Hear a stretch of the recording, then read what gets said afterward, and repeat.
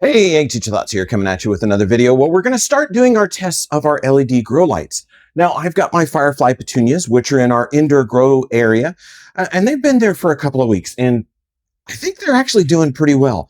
But what we want to do is we want to see if those grow lights are really going to fit the needs of the plant. So we're going to test this two ways. One is just with some Firefly petunias, and two, we're going to do a seed germination test trial and kind of track and see if those lights are putting off enough light for our Firefly petunia. So let me show you the lights, and then I'll show you what the test is.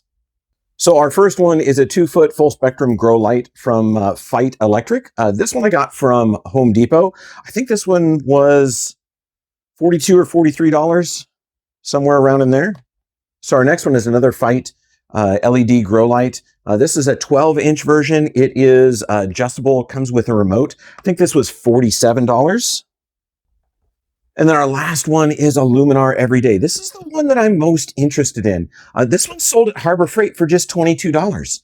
So if you're looking for affordability, this might be it. So we're going to test those and see. So what we're going to do is we're going to germinate some seeds, and we're going to grow them up to where their first true leaves come out. That's not the little roundy leaves, the cotyledons, or the first leaves. We're looking for the first true leaves. And we're going to measure the distance between the crown of the plant, so soil level, and right where those first leaves come out. So the base of the stems of those leaves, of where that is.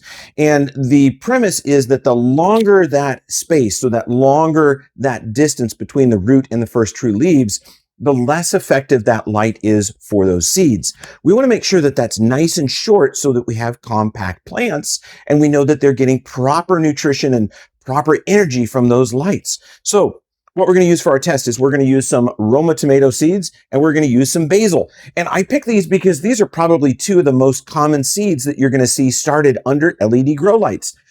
Just about anybody who has a garden is going to do Romas for some sauce.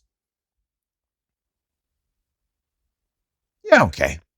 Just about anybody that has a garden is going to do some sauce tomatoes, is going to do some Romas. And just about anybody that's doing indoor growing is going to do basil. So that's why I chose these two.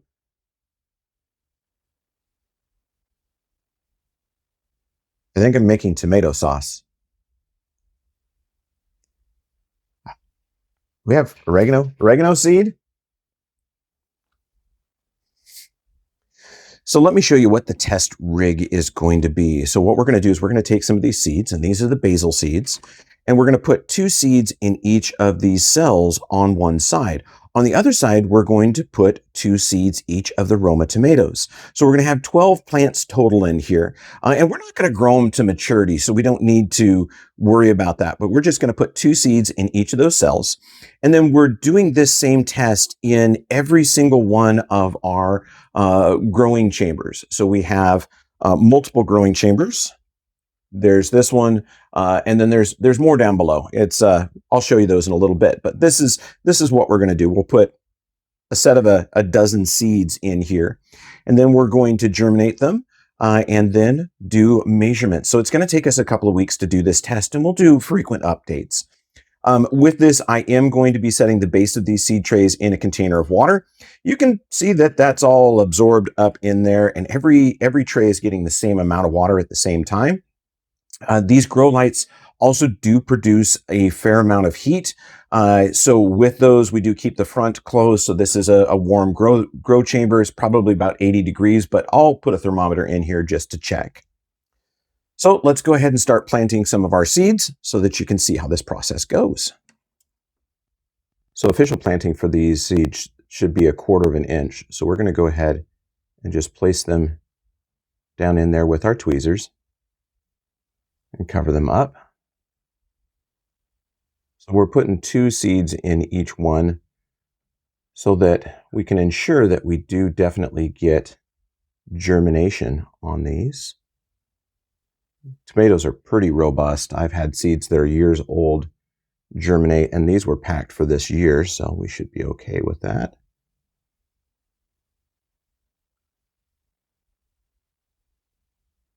The good news is if these start well, I've got another project that we can use them for. Okay, there we go. That's the tomato seeds. Then we'll go ahead and do the basil seeds.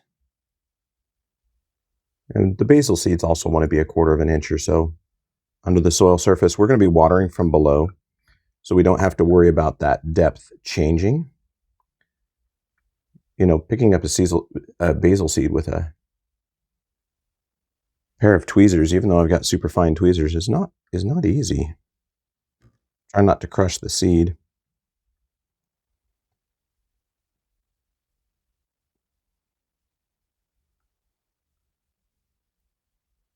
Uh-oh.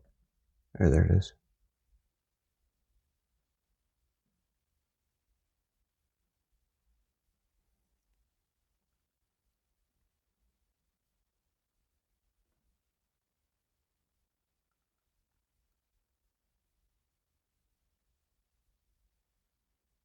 Okay. There is our tray that's planted. Go ahead and move the seeds out of the way. Okay, and the next thing we're going to do is we're going to add a 1/2 cup of water to our seeding area.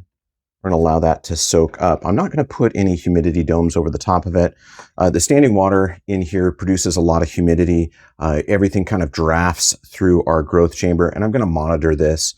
I think I'm just going to set them in water for the first night. So tomorrow I'll take this and I'll remove the water in the tray, and then I'll water as needed. But every single one of them is going to get the same measurement of water so that we keep this even and there's not a moisture difference between these.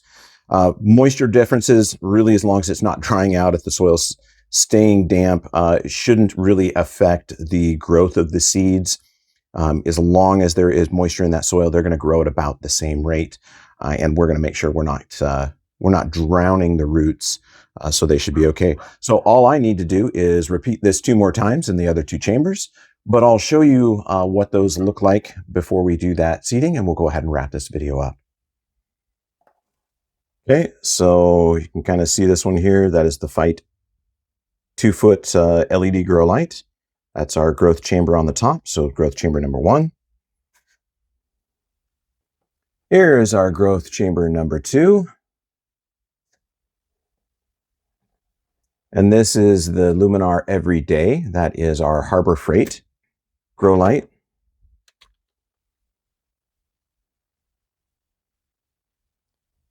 And this is our growth chamber number 3 with the remote for changing colors.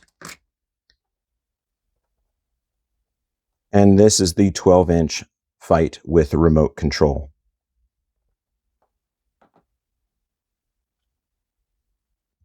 So there you go. There are 3 different tests that we're doing with our LED grow lights to see which one's going to actually perform the best for us. Now, I know there are some differences between growing a flowering plant and growing seeds under LED lights, but I think this is going to be the best way that we can test those. And this is one that's going to be scalable or repeatable for any of my viewers out there. If you want to test and see if your grow lights are really meeting the needs of the plants that you have here, you know, a basil and a tomato seed germination test would probably be the best way to do that. And this time of year, that seed's available, and all of the setup for this is actually fairly inexpensive. So as we continue to grow this channel, we'll go get some other types of grow lights, and we'll do the same test and see what the basil and tomato seed test says about what we have for all of these LED grow lights. Anyway, as always, I thank you very much for watching our video. I hope that you subscribe. I hope you've learned something. Most of all, I hope you enjoyed. And if you haven't had your chance yet to get one of these bioluminescent firefly petunias, please go to light.bio.